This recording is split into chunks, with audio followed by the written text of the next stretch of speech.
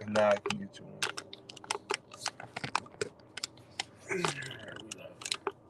Hey, Shalom. Shalom. First and foremost, I'm going to give all praise, honor, and glory to Yahweh, by Hashem, Yahushai, by Hashem, Kakodash. Double honors to the elders and the apostles at Great Millstone. Peace and salutations to the Akimat and the Four Corners, teaching truth and sincerity. This is Tasha Rakwama. Shalom, the brother Iraq. Coming at you with a quick lesson, Lord's willing, is edifying to the hopeful elect.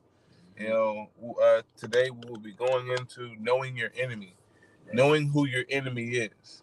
Okay, because Jake doesn't understand that they have enemies, and our enemies have been against us since the beginning. All right, because Esau is our number one enemy. Ham is our number two enemy. Actually, the rest of the world is our enemy. All right, because we had them in subjection under King David through the spirit and power of Yahweh Shemi Shai, which that power is now given unto us. All right, but we're just going to go into knowing who our enemy is. Baba Kushai, you got a precept? Yep. This is Ezekiel chapter 35 and verse 1, but I'm going to read verse 1, then I'll skip down to verse 5. Okay. It says, "Moreover, the word of the Lord came unto me, saying, Son of man, set thy face against Mount Seir, and prophesy against it." Right? Speaking about, the main topic of discussion, all right? Sleazy E. Esau Edom. The same one that, Ye is complaining about, all right? We have been commanded to identify, all right, and to put on blast, so to speak, all right, Esau Edom. That's right. That's a commandment, but this is verse 5, going into the lesson. It says, "Because thou hast had a perpetual hatred and hast shed the blood of the children of Israel by the force of the sword in the time of their calamity and the time their iniquity had an end."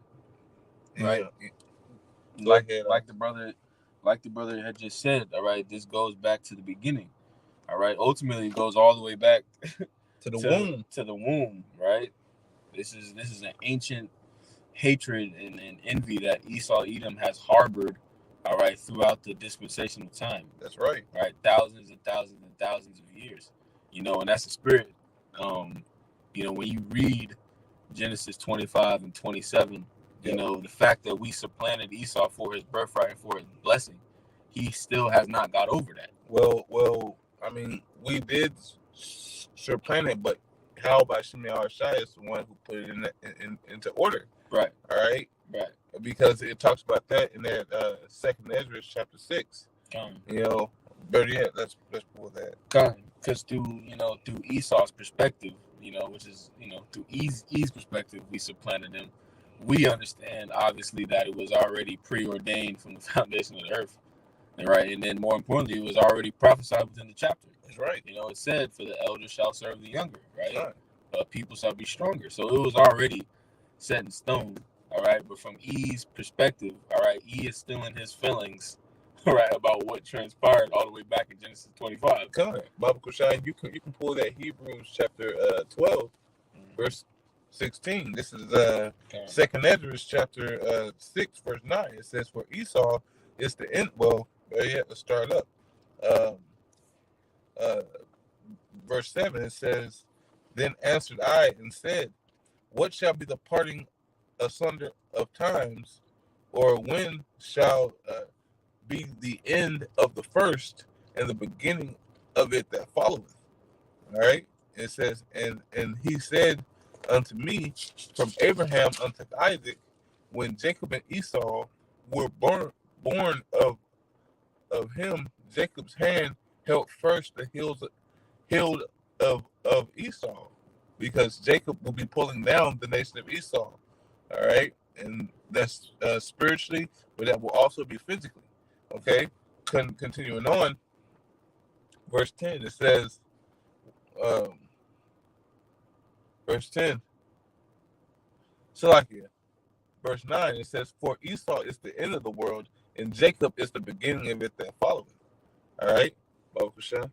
Hebrews 12 and 16, it says, "Lest there be any fornicator or profane person as Esau, who for one morsel of meat sold his birthright. So he sold his birthright to Jacob because Jacob supplanted him, because Jacob's name means supplanter. All right. Yep. So they were just, but Esau gave it away because he was hungry. You know, as it says in that Genesis chapter 25, verse 26. Yep. It's a spirit, because I'm actually gonna do a lesson about this tomorrow, Lord's will. You know, because when you go into that, you know, that chapter, those chapters are so heavy because it sets the table for everything that's to take place from then all the way up until now. That's right. But basically, Esau didn't really, when you go into it, yes, he sold his birthright,